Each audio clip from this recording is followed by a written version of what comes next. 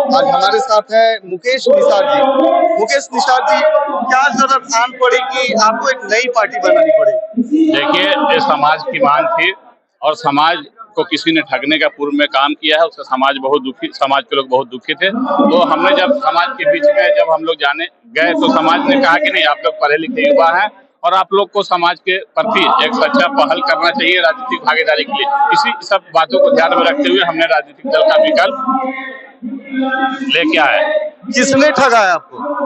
किसने ठगा?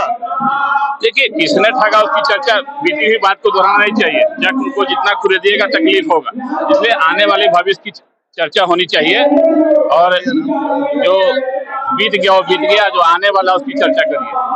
क्या 2024-25 की लड़ाई की शुरुआत तो नहीं है इस मंच? बिल्कुल बिल्कुल, राजनीतिक दल के गठन और राजनीतिक दल का उद्देश्य ही होता है कि सत्ता में भागीदारी।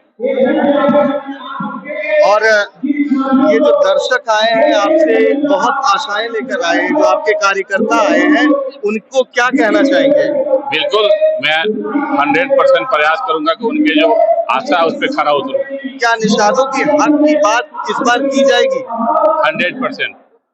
निषाद समाज कहते हैं बहुत से, जैसे बिंद हो गया, नोनिया हो गया, इस सब में बटे हुए, तो क्या निषाद पहली बार एक मुट्ठी बनकर उभरेगा?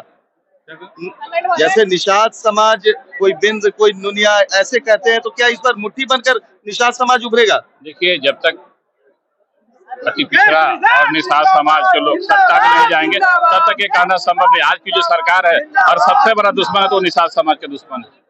ये थे मुकेश निषाद जी, जिन्होंने आज मैं आपको बता दूं कि एक नई पार्टी का गठन किया है और उन्होंने कहा है कि निषाद समाज, जो कि अपने ही लोगों के द्वारा ठगा गया है, अपने ही लोगों ने निषाद समाज को ठगा है, तो देखना है कि अब क्या मुकेश निषाद जी क्या अपनी जो नई पार्टी उन्होंने बनाई है, क्या उसका भविष्य क्या तय करते हैं।